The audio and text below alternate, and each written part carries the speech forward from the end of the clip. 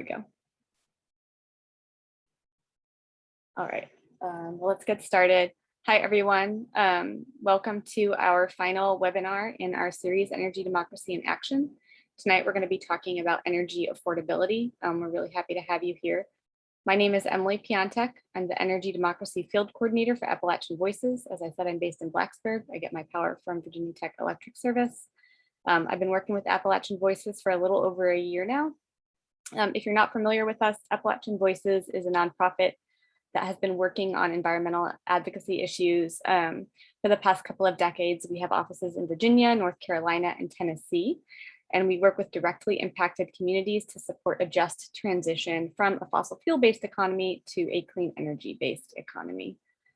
Oh, hang on, we got somebody that I'm going to let in. So that's Appalachian Voices. I'm going to turn things over briefly to my co-host tonight, Kendall Coppervig from Clean Virginia, and she'll introduce her organization. Hey all, thanks for showing up on a Tuesday night. My name is Kendall, as Emily said. I use she, her pronouns, and I am the advocacy and outreach lead with Clean Virginia. And as you can see on the slide, our main goal is to fight corruption in Virginia politics in order to promote clean energy and community control over our energy policy. We do this by providing public information, providing fair and accurate legislative analysis to lawmakers, and by strengthening Virginia's weak campaign finance laws. So you could definitely find out more at cleanvirginia.org. I will also drop my email in the chat, so feel free to reach out if you want to chat more one-on-one. Yeah, thank you, Kendall, and you will hear more from Kendall later. But in the interest of time, we're going to keep moving now. So I wanted to provide a brief roadmap for what everyone can expect tonight. So we'll start with a brief introduction of energy democracy. So if you haven't heard that phrase before, we'll talk a little bit about what we mean when we use that term. I will be joined by my colleague, Peter Anderson, in giving that background information. We'll also hear from our three panelists, and we'll introduce them a little bit closer to the time of their presentations, again, in the interest of time. We will have time for questions at the end, but if you have something that comes up during the presentation, please just go ahead and type it into the chat, and we'll try to keep track of those questions and return to them at the end of after the presentations when we open up for Q&A. And then we'll finish tonight's webinar with some opportunities to take action.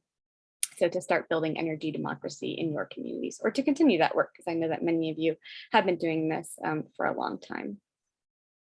So I'm hoping that we take away from tonight some more knowledge of how our energy systems are structured, about what we mean when we use the term energy democracy, and how we can get involved in local utility campaigns or statewide utility reform campaigns. Hoping that people come away from this webinar feeling empowered and inspired and ready to continue working on these issues in their communities, and then just growing an overall stronger movement for energy democracy across the Southeast. I know I'm here tonight in part because I'm passionate about clean energy and transitioning to clean energy, but I'm also really passionate about good governance and ensuring procedural justice in decision-making processes around clean energy and around our utility systems, or energy systems. So yeah, that's a little bit about why I'm here tonight. And I hope that if you feel inspired to share what brings you to our webinar, please go ahead and type that in the chat as well. I'd love to know why you all are interested in energy democracy. So yeah, go ahead and share that in the chat. So I wanted to start with this question of what makes up our energy system. So if you are, visualizing your community and thinking about energy infrastructure, you can also go ahead and share in the chat if you want what you see. So for example, I live in Montgomery County, Virginia, and the Mountain Valley Pipeline is a fracked gas pipeline that's being built through my community. And so this is a part of the energy system, right? Because it's infrastructure that transports natural gas that's involved in that resource extraction. That's something I see in addition to the poles and wires. So if there's anything that you're seeing that you would feel inspired to share about as well, go ahead. Oh man, I had a fancy transition here, but it didn't work. But all of these images are just pictures of different energy system, pieces of energy system infrastructure, from the resource extraction phase to the power plant conversion to electricity phase to the poles and wires that bring it to our homes and businesses. So I like this graphic because it kind of shows how all of this is brought together from that power plant, turning those resources into electricity and then bringing it to your home and business. So that's a big kind of broad overview. So at this point, I'm going to turn things over to my colleague, Peter, and he will talk a little bit more about the specifics of our energy system in Virginia. Thank you, Emily. Peter Anderson, Virginia Policy Director at Appalachian Voices. I'm here in Charlottesville, and where we are served by Dominion Energy for our electricity. So picking up where Emily left off, this is kind of this may be review for some folks. You've heard Emily or myself talk about this before, but we like to start by grounding everyone on the same page about what we're talking about when we're talking about our electricity system. So apologies if this is review, but all of the resources that were depicted on the last slide, we think of power being produced in this is sort of the old model, right? A centralized generation of electricity, stepped down and then carried long distances on long distance transmission power lines. I'm sorry, I should have said stepped up, stepped down again to the distribution power lines that are outside your home or outside your office and connecting your home. This is kind of the one direction 20th century electricity system. Next slide, please. So in Virginia, our system is comprised of 32 different electric utilities. That is, I believe, 16 municipal utilities, like the one that serves Emily in Blacksburg, 13 electric cooperatives, which are owned by their members / customers, and then 3 large investor-owned utilities, such as Dominion Energy.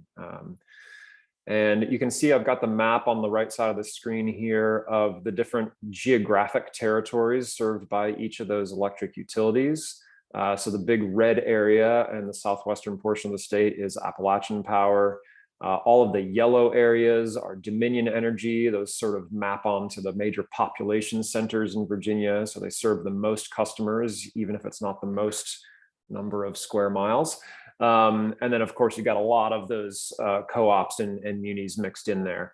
The common denominator here for all these utilities, even though they're governed differently, is that they have exclusive right to serve customers in their territory. So the only folks who live where I live, who aren't taking service from Dominion, are folks who are completely disconnected from the grid and producing their own power.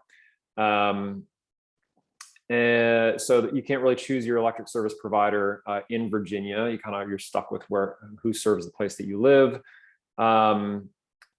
Who decides, who makes decisions about generation and rates and all these things? Well, we've got a system of regulation, both at the federal level and at the state level. Most of the day-to-day decisions that impact your bill and impact what kind of electricity serves you are made at the State Corporation Commission, and they are following laws passed by the Virginia General Assembly.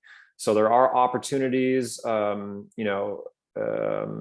those of us who aren't on co-op boards to actually make decisions, but we aren't really making the decisions. We're trying to influence those decisions either by changing the laws or by providing public comment or intervening in regulatory proceedings.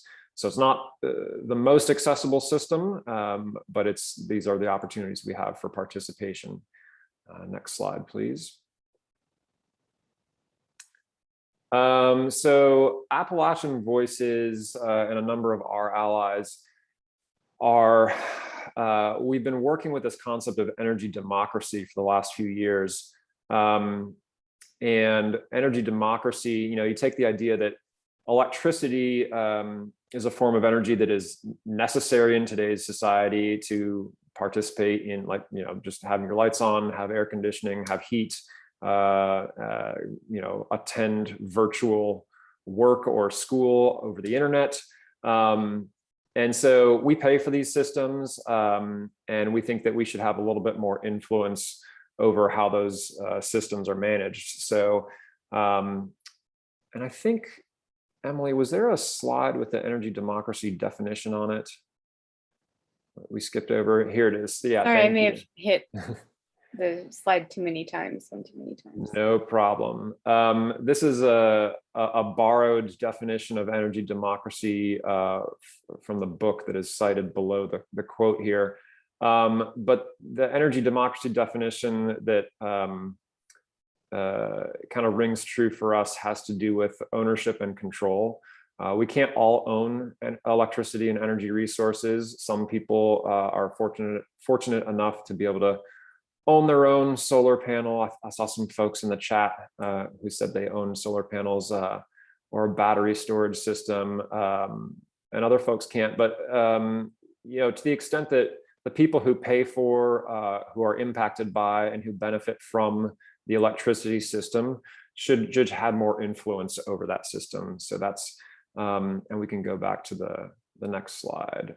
So at Voices, we think about kind of three key areas over which we believe electricity consumers should have a little bit more influence. So that is how energy is generated. And we did a session on the how a couple months ago. And tonight's session is actually the third. So we also covered the where are energy resources, where is that infrastructure located? So we talked about whether communities have much influence over where pipelines go, where power lines go, where generation resources are actually physically located. And then tonight we're going to get into the cost. So what can we do to take some of this into our own hands in terms of reducing our energy bills? What kind of influence can we, the consumers, have who pay for that system? So next slide, please. So kind of setting up our speakers a little bit tonight, energy affordability and clean energy access are some of the major challenges when we talk about how we can influence energy costs. First of all, according to federal data, Virginians pay the 6th highest electricity bills in the nation. And clean energy technologies, which can ultimately save us a lot of money, whether they're energy efficiency or, you know, owning rooftop solar, can ultimately save the customer a lot of money, but they aren't necessarily accessible if you don't have a lot of excess cash up front. So I think we'll get to hear a little bit of tonight about how to reduce those barriers. And then, of course, the COVID crisis has really underscored the vulnerability of folks who, you know, in a state where we already have some of the higher energy bills, we saw just how vulnerable many folks are in not being able to afford their monthly bill and having to make tough choices. So there were, you know, we had a moratorium on utility disconnections for the last, since the COVID crisis began. That moratorium is now ending, but we can learn from other states. Other states have seasonal protections on utility shutoffs, especially like in the winter. You can't just shut somebody's heat off in the Northeast or they'll freeze to death. So we can explore some of the other solutions there. And of course, you know, another thing that the pandemic has underscored is the existing disparities and injustices that were already happening even prior to the pandemic. So we know that there is a racial component to the energy burden aspect in Virginia, and who was already more vulnerable to utility disconnections even prior to the pandemic. Next slide. So again, we're thinking about influence over the energy system, since we're the folks who pay for it and are impacted by it. So how energy is produced, where infrastructure is located, and how much it costs. This is really just a framework of energy democracy that we use to evaluate, you know, whether a policy or a program is just. And without further ado, I think the next, I think I'm handing the mic over to Kendall on the next slide here. Yeah, thank you, Peter. Kendall's going to introduce our speakers. Yes. Yeah, so first up, we have Kaitano de Campos Lopez, who is the Director of Climate Policy at the Community Climate Collaborative in Charlottesville. He works collaboratively with local and regional decision makers to design custom climate policies based on well-recognized best practices and region-specific information. In Argentina, he worked in investment banking, regulation of economic competition, and in energy efficiency and renewable energy programs. And then in the US, he has also worked for the Citizens Climate Lobby and the American Council for an Energy Efficient Economy. He has a master's degree and a bachelor's degree in economics and a master's degree in environmental management. Yeah, so I'll hand it over to Kaitano. Thank you, Kendall. And I am just going to pull up Kaitano's slides. I'll start screen sharing again.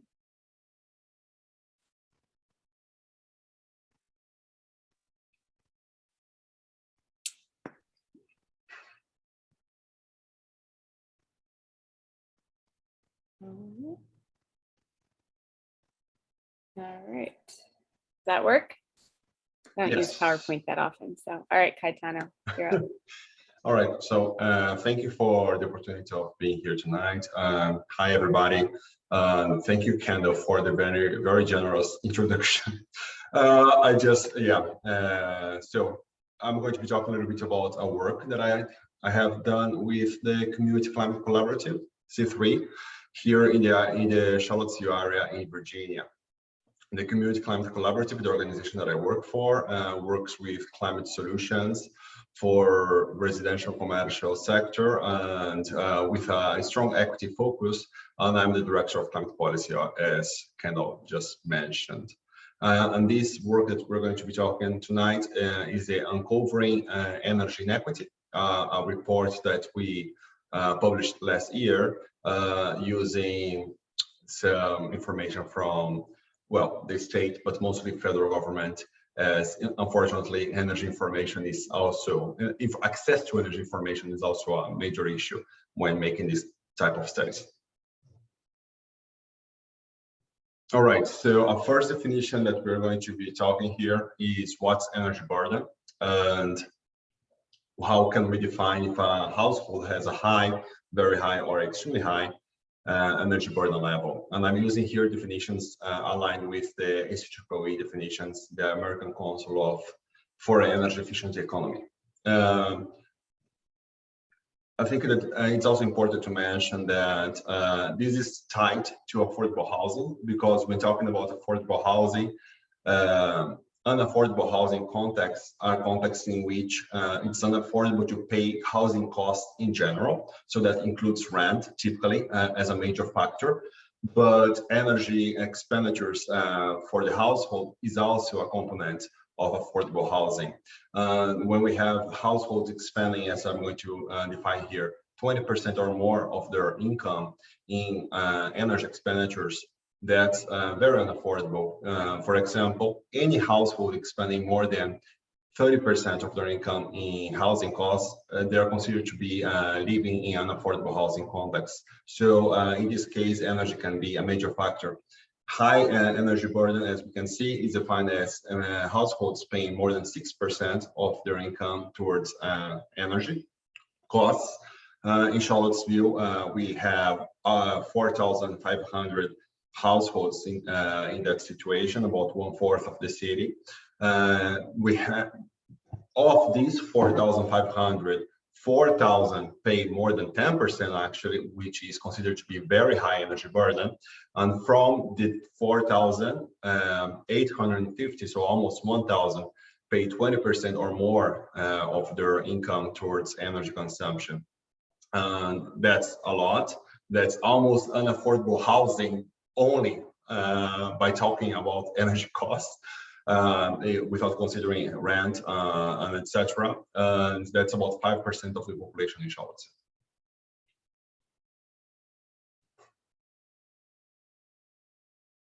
Yeah, sorry, if you can go back to the prior slide, sorry about that, I totally forgot. But one interesting factor here is that I cannot see the charts. Okay.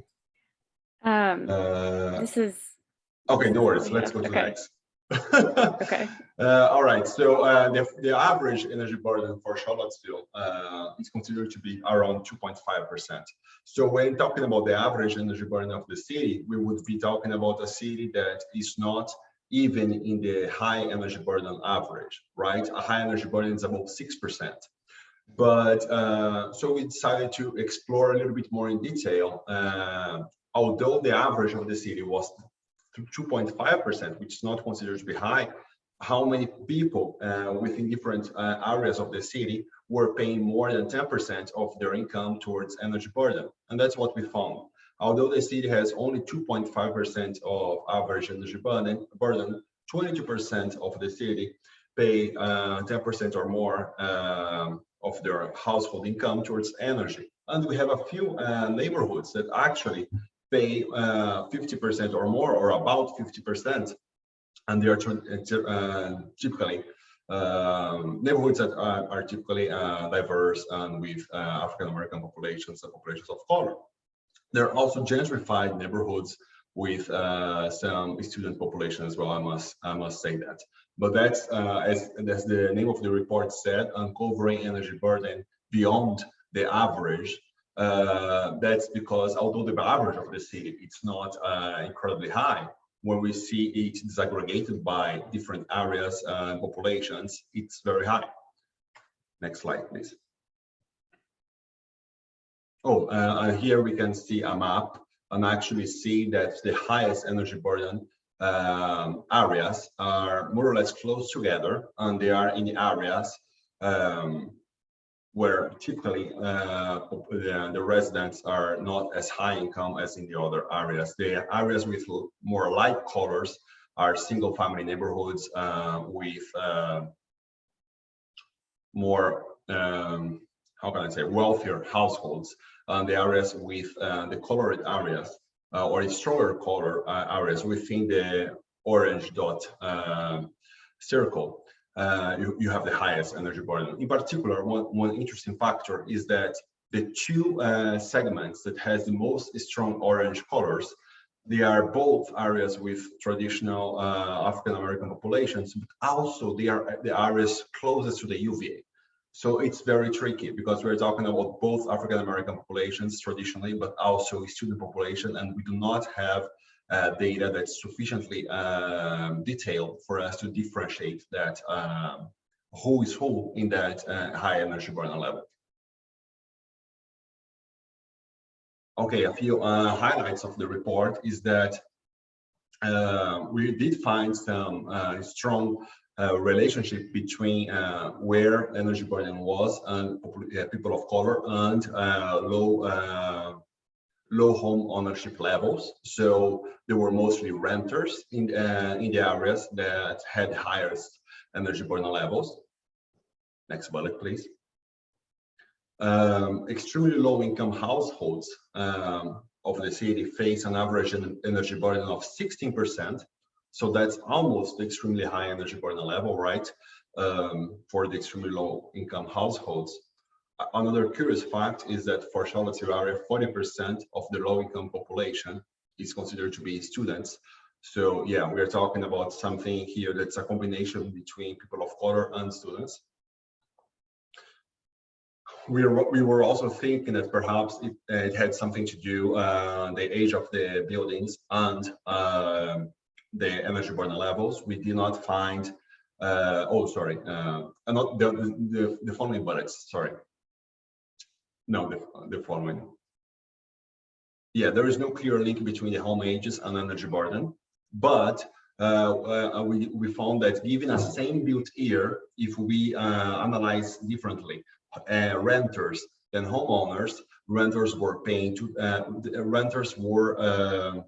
energy burden levels of renters were up to 2 times higher than for homeowners. So we didn't find any link between home ages and energy burden, but we did find that renters were more energy burdened than homeowners. And the last thing is that that's kind of the most powerful finding, which is kind of very strong.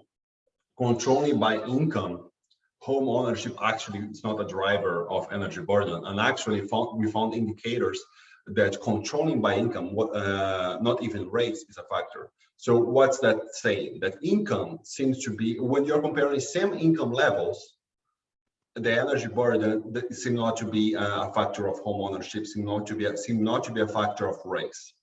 But we know that we live in a society where income levels are related to race.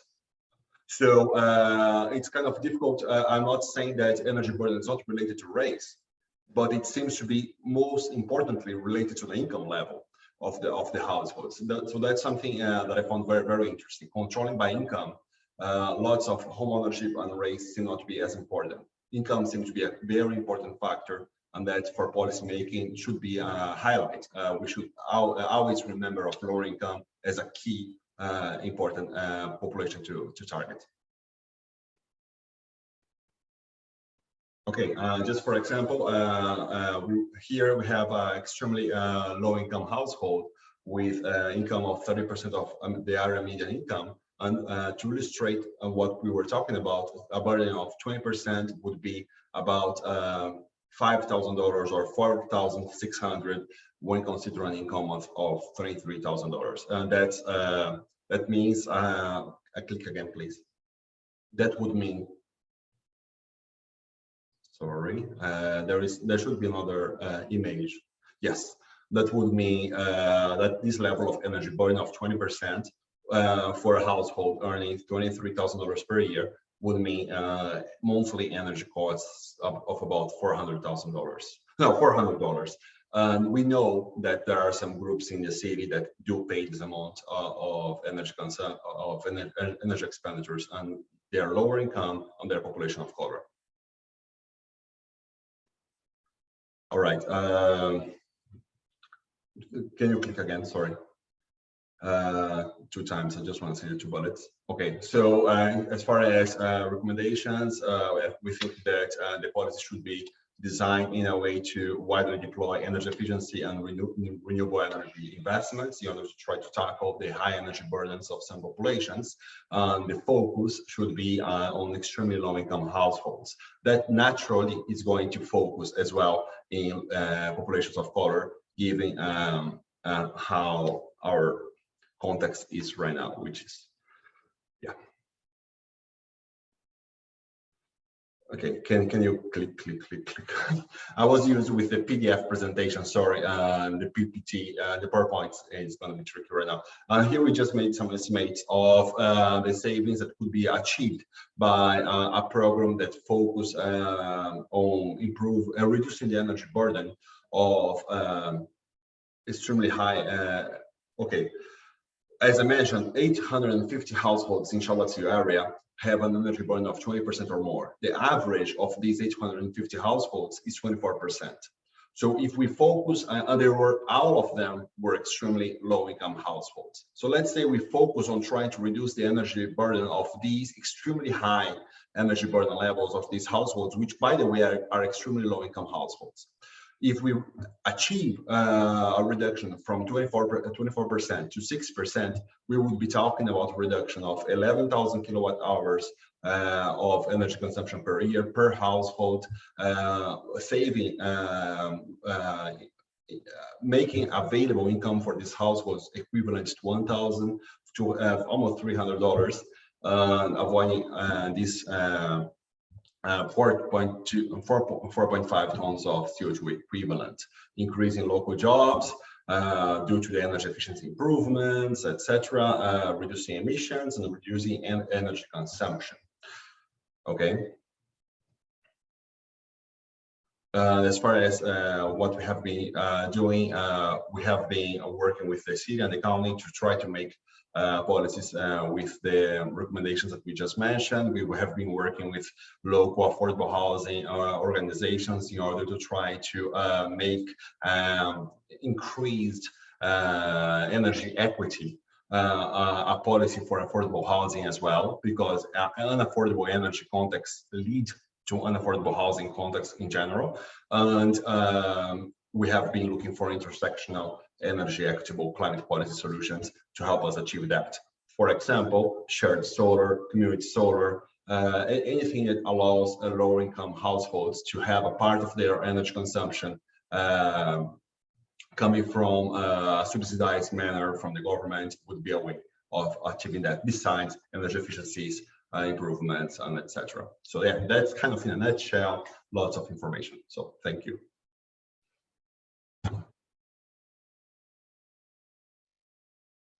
All right, thank you, Kaitano. I think that's a perfect segue into Bettina's presentation, where she'll be talking about access to some of those clean energy technologies like solar that you mentioned. So I'll turn things back over to Kendall to introduce Bettina, and I'll queue up her slides. Awesome, perfect. All right, so next up we have Bettina Bergu, who is the Energy Efficiency and Financing Programs Manager at the Department of Mines, Minerals, and Energy. She is a clean energy policy and finance professional with experience in the US and in emerging economies.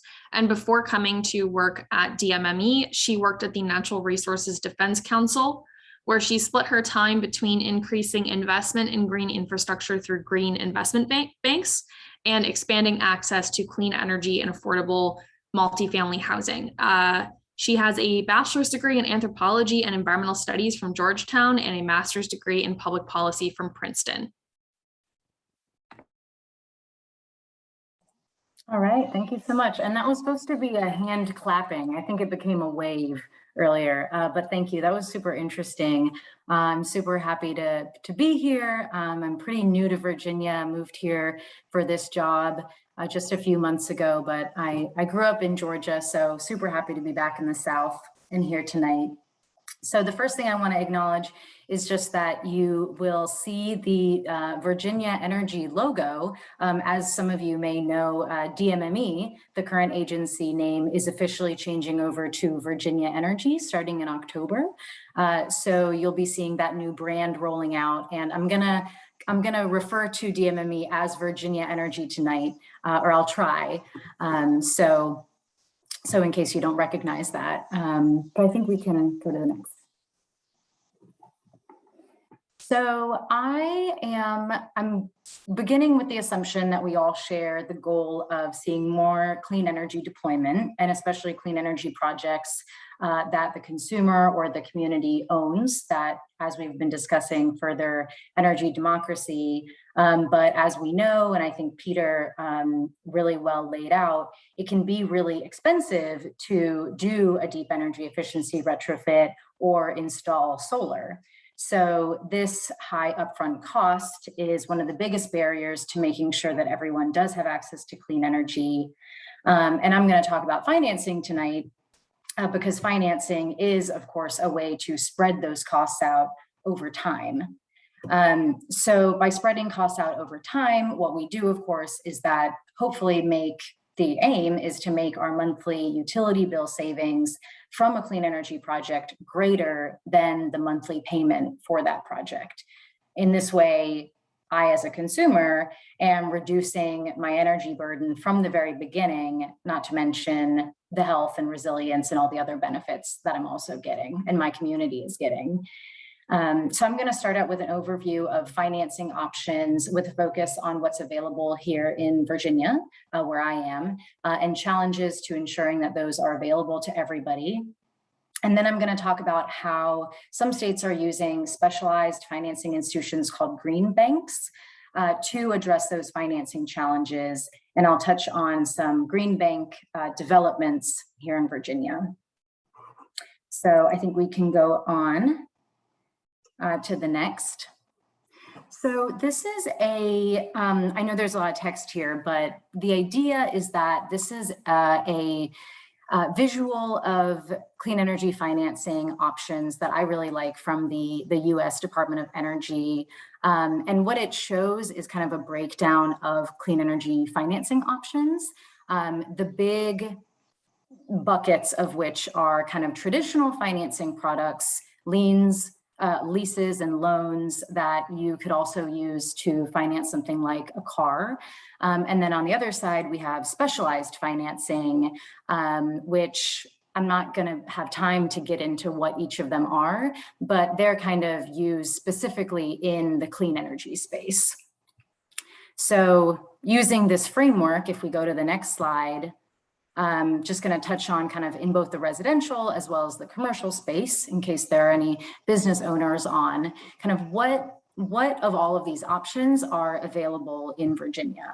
The first option is the green circle at the top there, internal funding, which essentially is just paying it out of pocket. So that is a wonderful option if you have several $1,000s lying around. For the rest of us that perhaps don't, really the only option for clean energy is a commercial loan. That's really the readily available option throughout the state, at least for a lot of people.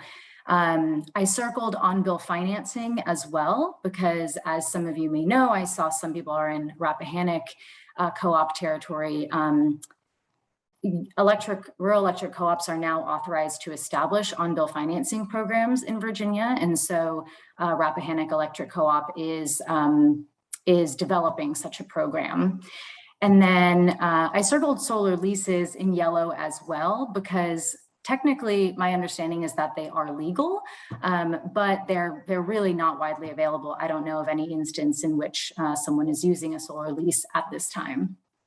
So going to the next, on the commercial side, just one before, in case there are, again, folks that have businesses, there are a couple extra options. Again, commercial loans would probably be most people's go-to. We also have something called commercial property assessed clean energy in Virginia, whereby the repayment for a clean energy project is through the tax bill.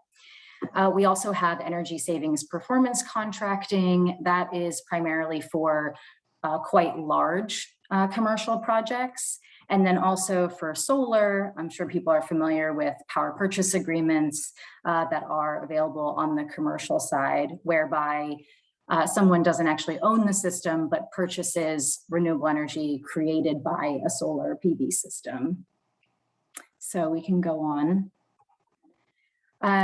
There are, I think one of my circles disappeared, but that's okay.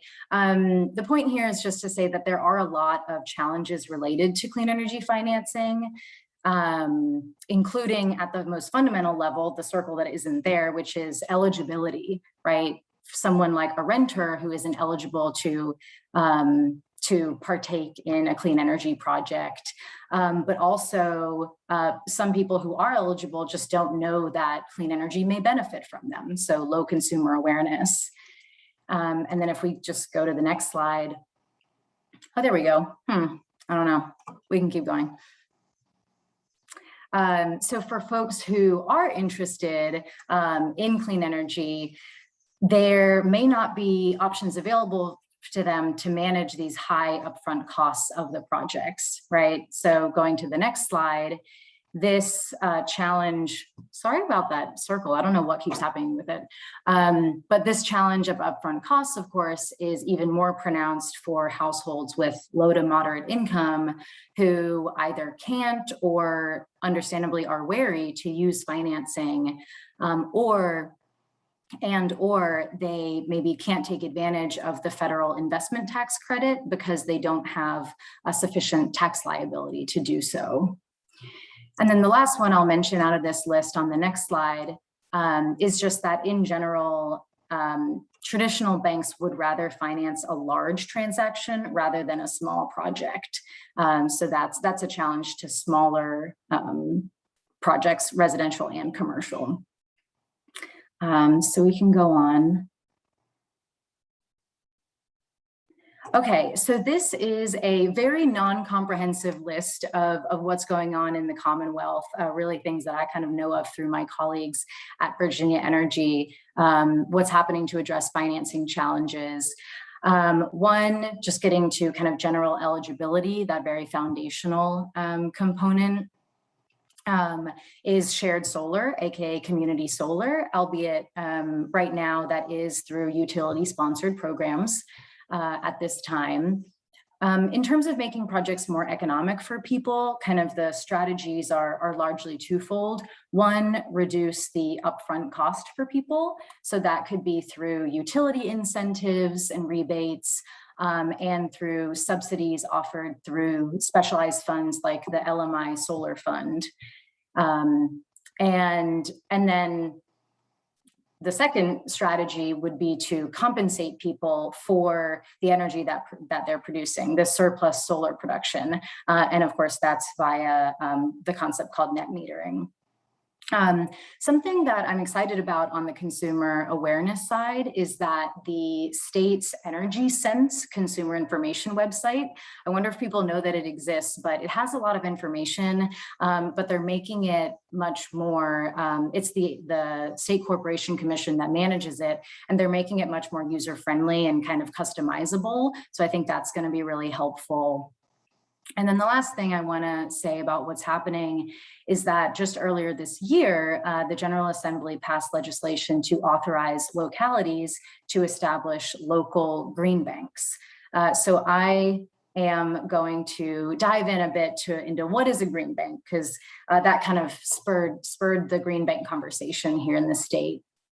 And so green banks vary in structure and specifically what they do, but on a very high level, green banks, as it says here, are institutions that accelerate the deployment of clean energy, strategically using limited public dollars to attract private capital to underserved clean energy projects. One important thing to say is that a green bank, ironically, is not a bank at all. It's not a place where you would kind of have a savings account and put your deposits. You can think of it more as like a public green fund or clean energy fund. Yes, I'm seeing the notes come in, so I'm going to get back to all of those once I'm done. So we can go on to the next. So one thing I did want to say about green banks actually is that they do not use grants traditionally. However, they recognize that grants and incentives are super important to make clean energy more affordable for people. But what they recognize is that oftentimes those incentives don't make up that full cost of a project, right? So what they do is attract additional sources of funding to make up that cost gap. And that's the way in which they make clean energy more accessible. So because of kind of this attractiveness of the model, green banks are being deployed across the country. I just include this map here to show that there are a bunch of states that have set up green banks already. And I think we can go to the next slide. Right, so that being said, kind of the question is, what really do they do? I wanted to give a couple examples of what green banks that do exist have actually done. So residential on the residential energy efficiency and solar leasing side, in Connecticut, the Connecticut Green Bank provided financing to a company called Posigen, which does solar. And this financing allowed them to expand into Connecticut where they weren't before and offer their efficiency and solar leasing product that was really meant for lower to moderate income households. And the eligibility for that product is not based on credit score. So next.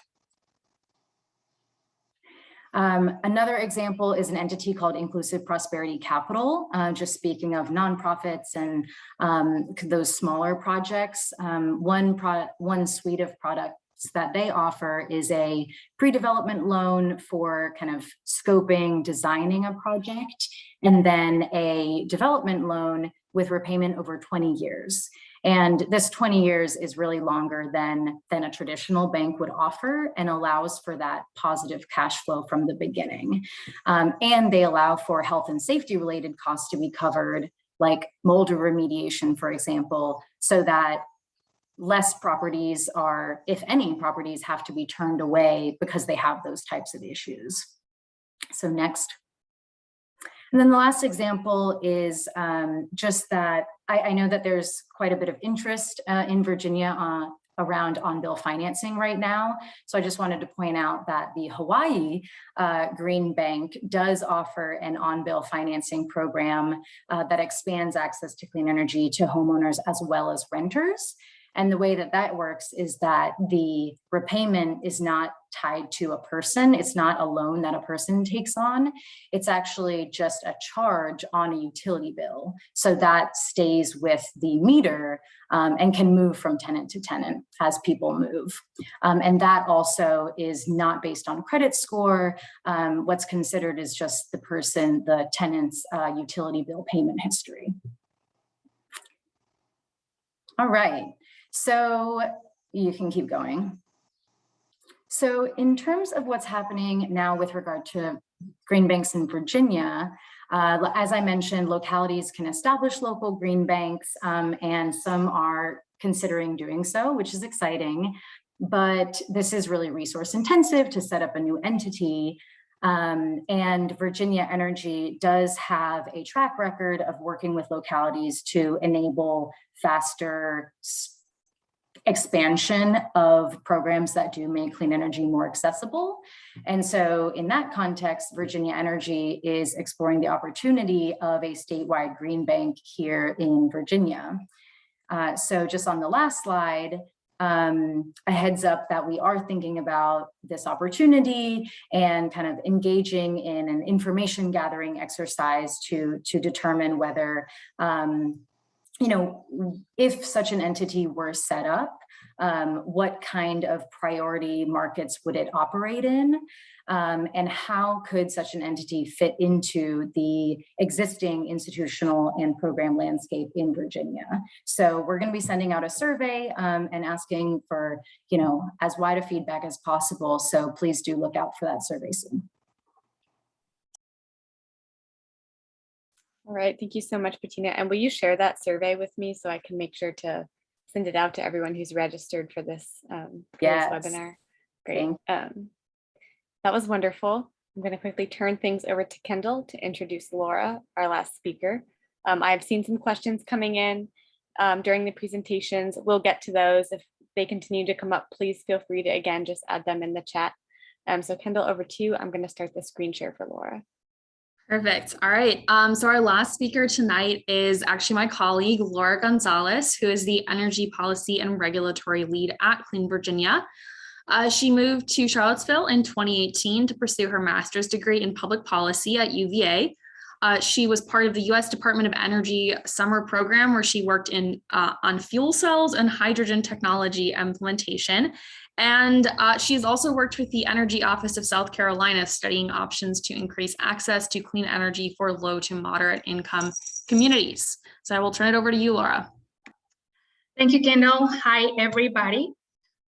So keeping the prices of our rates that we pay for electricity low and reasonable is a crucial component to reduce energy expenditures. So that's why it is crucial to talk about the 2021 Dominion rate case.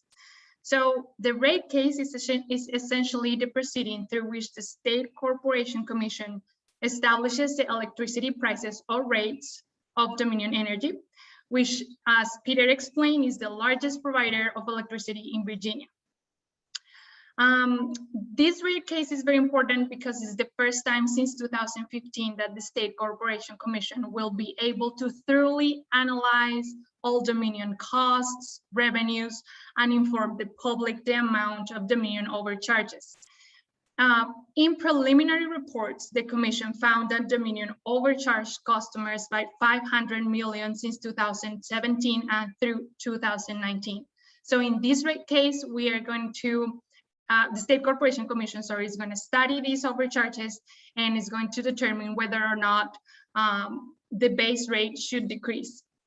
But first, before going into the details of the rate case, I'm going to take a step back and put this Dominion rate case in context. As Emily explained, electric public utilities have traditionally been allowed to operate as monopolies, which means that the utility has exclusive rights to operate in a certain area. Dominion is the only provider for 65% of Virginia's market, and it owns the generation, transmission, and distribution infrastructure used to provide that energy. So Dominion is a for-profit utility, which means that there is a conflict, right? There is a conflict between maximizing profits for shareholders and providing electricity service at the lowest possible price. So this is why the State Corporation Commission, or the SCC, I'm going to call it the commission from now on. This is why the commission regulates Dominion and sets the rates, the costs, and the profit Dominion is allowed to recover from customers. Next slide, please. So now we're gonna get into the rate case itself. So in a rate case, the commission establishes the base rate, which is almost 60% of electricity bills. Through the base rates, Dominion customers pay the costs of generation, transmission, and distribution infrastructure. All these costs together, we call them the cost of service. Through the base rate, customers also pay the profit Dominion is allowed to earn from these investments that currently is 9.2%. And the base rate also covers general operating expenses. So let's see what we're talking about looking at a particular example in the next slide. So electricity bills, we are gonna work with the first graph, the black graph. Electricity bills have three main components: the base rate, rate adjustment clauses that are in purple, and the fuel factor that is in orange. So in this example, we have a residential customer that uses roughly 1,000 kilowatt hours per month. As you can see, the base rate in blue is the largest part of the electricity bill. And since 2007, it has not changed much. So you can see in 2007 was $68, then 75, 72, 71. It has not changed much. But it is important to explain, however, the rate adjustment clauses that are in purple have stacked up in electricity bills since 2007. So you can see the purple part of these graphs that keep increasing throughout the years. So I'm going to pause here and explain very quickly that rate adjustment clauses or RACs were created in 2007 as a cost recovery mechanism outside the base rate. And so one of the worst problems in Virginia is that in the last 20 years, electric utilities have sponsored laws that have impeded the reduction of the base rate, as you can see in the graph, as the cost of generation drops.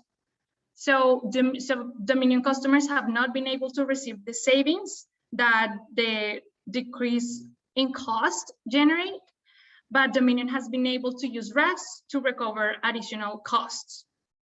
So this combination between keeping the base rate static and adding new charges has resulted in higher generation, in higher electricity bills. So the rates are higher than they should be, right? Because we are not allowing the base rate to decrease.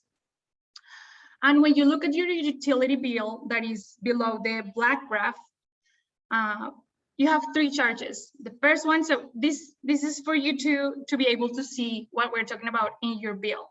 So we have three charges. The first one is the distribution service. In this case, it's $29. The generation charge, that is $50, and the transmission charge, that is $20. Each of these charges have two components: the base rate and the RACs. So on your right, you can see how these charges are billed. So you have, for the distribution charge, you have $25 that are the base rate and $4 that are 5 separate rate adjustment clauses for specific projects. You have the same case, you have the same thing for the generation charge, which has two components: the base rate that are $35 and 11 RACs that are separate charges for specific projects, and the same thing in the transmission. So the rate case is going to modify and study the blue part of this graphic. We can go to the next slide. So there are 4 main decisions that the State Corporation Commission is going to do is going to take in this rate case. The first one is if in the review period from 2017 until 2020, Dominion earned above, below, or within the profit band. So remember, the allowed profit for Dominion right now is 9.2%, but the law allows the company to earn within a profit band that goes from 8.5 to 9.9. So based on the results of the analysis above, the commission can order 3 different things: a rate decrease and refunds of 70% of the overcharges, while Dominion can keep 30% if the earnings are above the 9.9%, above the higher level of the profit band, right? This is different from other states because generally when electric utilities can keep overcharges is because they have met certain performance targets. But in this case, Dominion can keep 30% just because there is no justification for keeping that 30%. The second option is that the State Corporation Commission can order a rate decrease if the earnings that the utility make were below the lower level of the profit band. So for example, if Dominion earned in 8.4%, then the SEC can order a rate increase. And the third option is that rates can be stable because Dominion earned within the profit band. So that's the second decision that the commission will make. The third one is that the State Corporation Commission will set the profit or rate of return that Dominion is allowed to earn in the future for both the base rate and the rate adjustment clauses. We're going to see what Dominion is asking for. And the fourth decision is that Dominion will project its expenses, all those costs that we talked about, the generation, the distribution, and the transmission costs. We'll project those costs into the future to determine how much it needs to recover, from customers to cover costs and profits, which is called the revenue request. Now we're going to see what is Dominion asking in this rate case. So the first point is what are Dominion earnings results. So remember, the profit allowed for Dominion is currently 9.2% and the profit band is 8.5 to 9.9. So Dominion is claiming that its profit level was 10.42%, and it has excess profit of 131 million. So this is staggering because the State Corporation Commission has been reporting excess profits of 500 million. So how Dominion is able to disappear these extra profits? So Dominion is using an accounting maneuver by which the company reduces the revenues of the review period by subtracting large costs in a single year instead of spreading them over 15 or 25 years. So Dominion wants to recover 843 million in total in only 4 years when those large costs are normally recovered in 20 years. I think we should go to the next slide. Yeah. And so the next question is, okay, there are overcharges, so why the State Corporation Commission is not going to be able to decrease rates and order refunds? So the first problem are customer credit reinvestment offsets. These CCROs were established in 2018 as an additional recovery cost mechanism for Dominion that allowed the utility to use the overcharges to pay for capital investments instantly.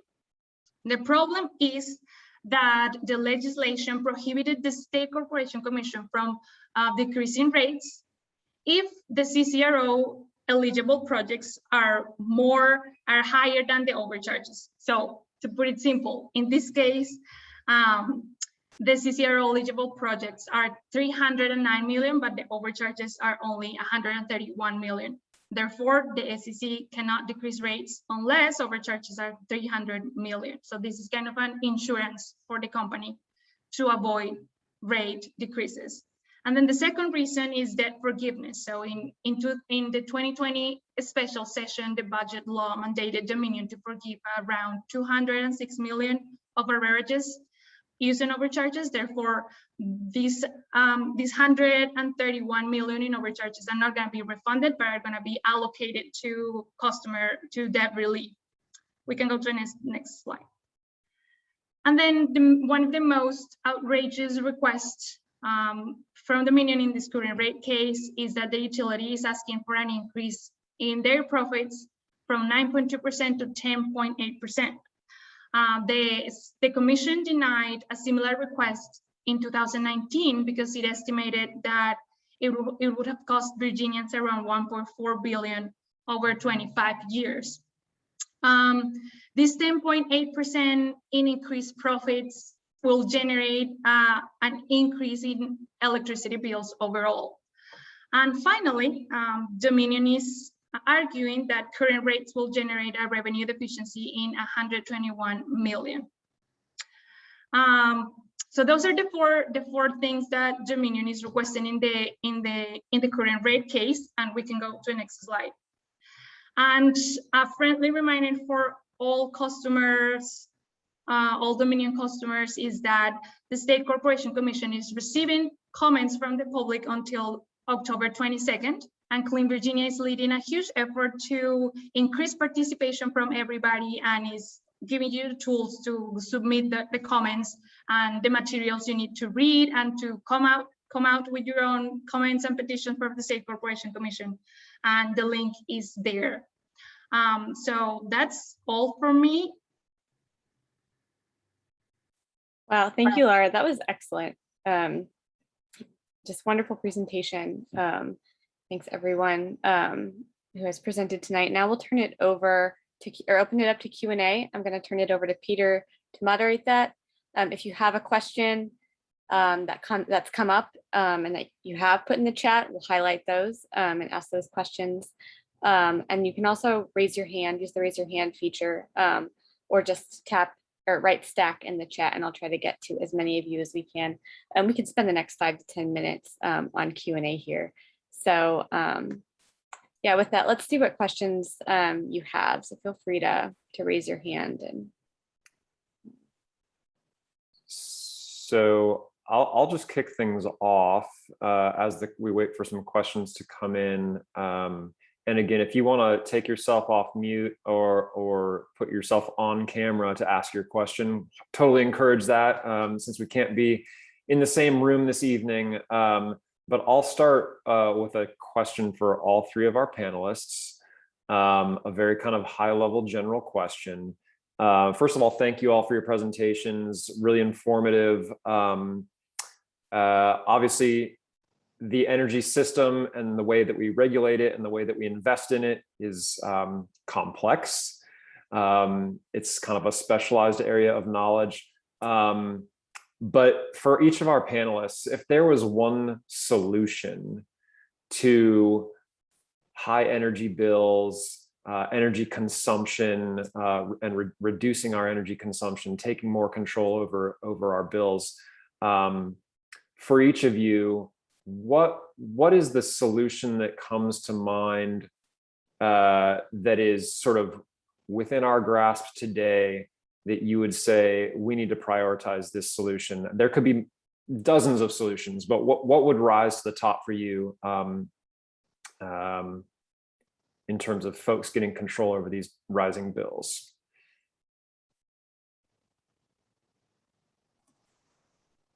I can start because something came immediately to mind, and it's super foundational. Maybe it's because I've been thinking about financing and it's so foundational to financing. It's just access to information about energy usage. I'm thinking about it, especially in times when people move to new homes, you know, during the home buying process, or when I, as a renter, am looking for a new home. It's just really hard to know what you're getting yourself into in terms of energy bills, you know, unless you have a home that is rated or you live in a jurisdiction that requires energy disclosure for that home or for that apartment, then you're just not sure until the bill arrives what those bills are going to be. I think having more transparency on that would be huge. If I may add something. Please. Okay, yeah, I think that we were talking about access to energy information. I also think that working here with municipal governments and also sometimes working with the state government, the lack of information, easy access to information from energy consumption, it's a huge constraint when you're trying to understand what are the features of the demographics of the households or the housing features of the households having highest energy burden levels. Local governments do not have access to it. Whenever a city, not joking, wants to understand what's the overall energy consumption of the city in order to track performance for climate action planning or etc., Dominion can say, oh, I don't know, I want to share with you or I don't, etc. when this type of information. So this is very restrictive for better policies to be shaped and for the better understanding of what neighborhoods need more assistance or not. And overall, I think that energy efficiency is a huge solution that can benefit everyone, regardless of where they live. Sometimes solar energy is not as available or as an option as accessible, but shared solar solutions that are going to be launched next year or so also can be a way of bringing energy solutions to lower income. So I am definitely hopeful of energy efficiency and shared solar towards lower income populations. Laura, anything to add? Yeah, I will highlight here related question by Rebecca Johnson that says, what percentage of energy burden could be contributed to a need for education about energy consumption? And I will complement the answers from fellow panelists with my own experience. So I recently moved for the first time to a home where windows are not well insulated. So I have no idea how much it's going to cost me to warm up this house. But if I had some information about the average electricity consumption or energy consumption for heating and cooking and cooling, it would be very informative for me in order to make a choice between homes, right? So yeah, I think the lack of information in electricity consumption is important as well. Thank you, Laura. I want to recognize Milton's got his hand up. So why don't you ask your question next? Yes, good evening, and to all the panelists, it was a wonderful and informative presentation. I have 3 questions. I'd like to give them to you all at once, and I think they were for each panelist, but you can answer them either way you choose to. The first one is, first panelist spoke of, let's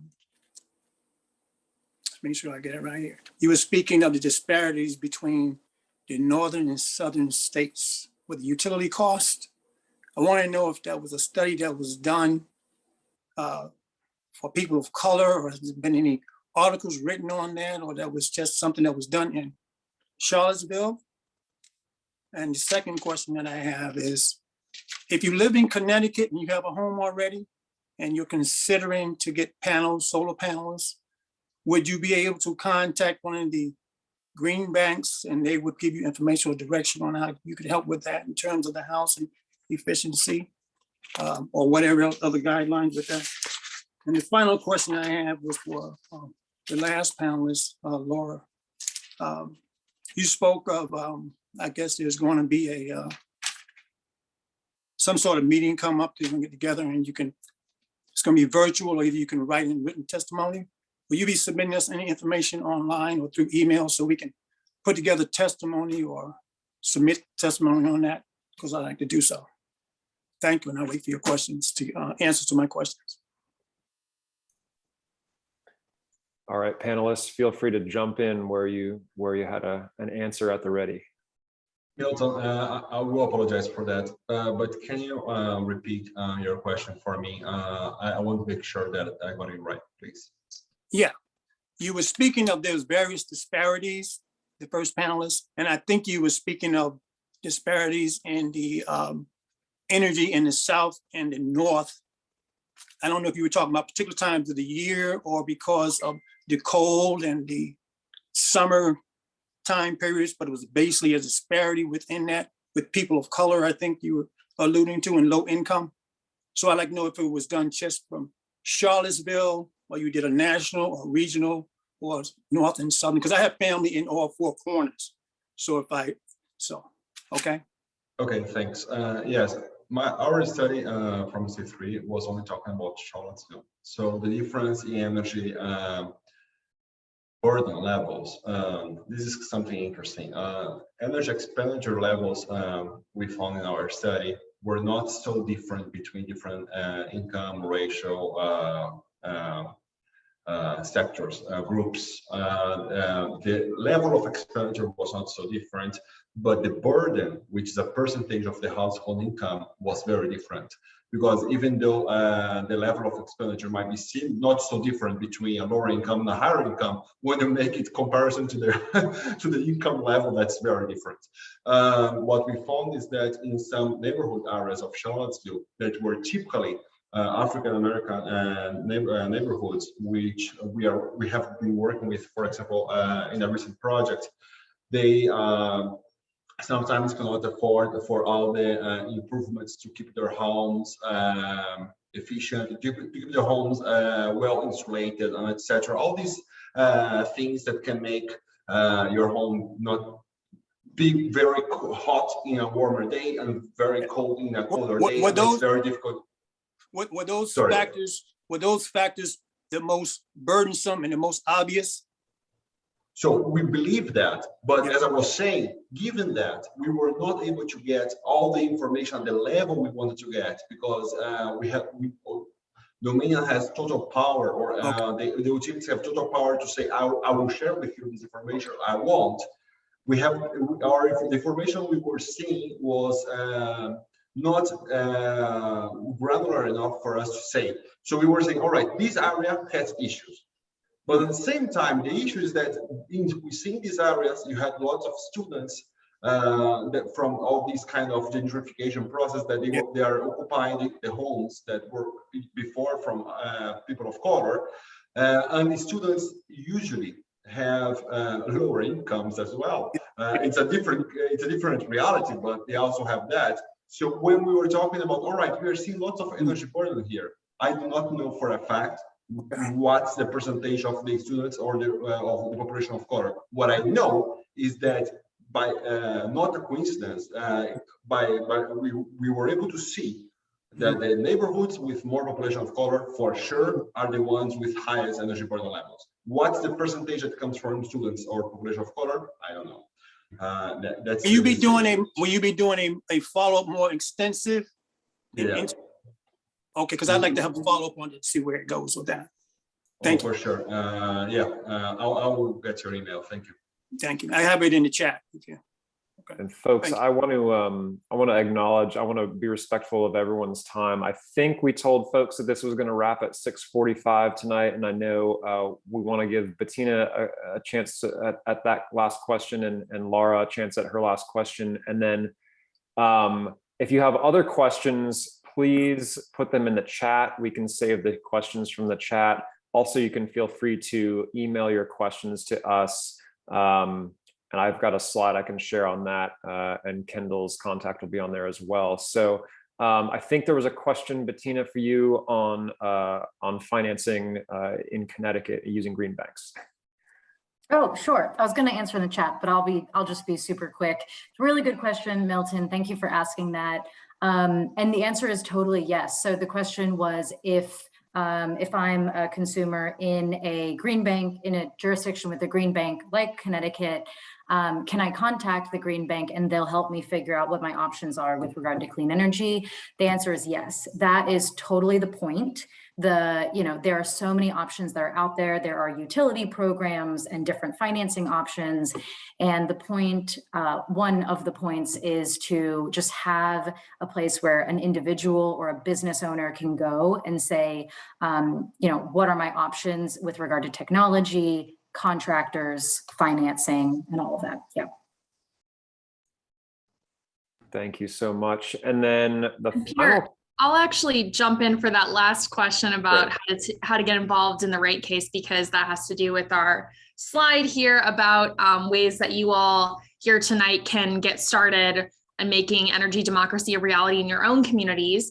But as Laura mentioned, there's this really key, regulatory process going on relating to Dominion Energy called a rate case. And so there is actually an opportunity for everyone in this room tonight to get involved in that by signing on to a petition to state regulators asking that they deny Dominion's outrageous, request for an increase in profits, that 9.2 to 10.8% increase that Laura mentioned. So I just dropped a link in the chat. And super quickly click on that. The goal is to reach 3,000 comments by October 22nd. So if you could copy that link, if you could share it with friends and family, that would be huge. We definitely need all hands on deck for this one. Peter, I might let you jump in and talk about the SPEC common opportunity, the next bullet down. Oh, you know what? I'm back. I can do that. Sorry, y'all. There are tornado sirens going off in Blacksburg. So I had to step away for a moment. But real quickly, so Shenandoah Valley Electric Cooperative, which is in the central part of the state, is currently seeking an increase to their fixed charge. So again, this is a part of an electric customer's bill that they don't have any ability to control. It covers some of the distribution, the cost of distribution and transmission. It has nothing to do with a homeowner's or a renter's actual consumption. And so they're seeking an increase to $30 a month as their fixed charge, which would make it one of the highest fixed charges of any utility in the state. And so just wanted to let folks know who might be members of Shenandoah Valley Electric that that's happening. We are working with Repower Rappahannock Electric or Repower REC, Repower Rural Electric Cooperatives. We've just had a name change. And App Voices is doing some of this work as well to try to get public comments into the State Corporation Commission to stop that rate hike, because there are significant implications for low and moderate income households, as well as solar customers who have solar on their homes. So I will follow up to everyone who's been on this call with more information in case you're interested there. And then finally, I did want to mention, I added this in the chat earlier, but we have an energy democracy volunteer group that meets once a month. And we've been meeting since the beginning of this year. It's people around the state representing all different kinds of utilities who get together to learn about our energy system and to learn about opportunities for engagement and try to work together to influence the change we want to see in terms of making energy more affordable and more accessible and cleaner for all people in Virginia. So if you're interested, we meet the second Wednesdays of the month, usually at 5, always on Zoom. You can email me, emily@appvoices.org for more information on how to join. So I think, is that it? Yeah. Well, with that, I'm going to stop my screen share. Thanks so much to our wonderful presenters who shared their evenings with us. I know Kaitano already presented on some work Community Climate Collaborative is doing in Charlottesville today. So big thanks to him for showing up here as well. Bettina, to Laura, really appreciated your time. And then all of you who are in attendance here, nice to have everyone showing up to learn about energy democracy. Thanks, y'all. Thank you all. Thank you. Stay safe. Have a good evening. Bye. Thanks.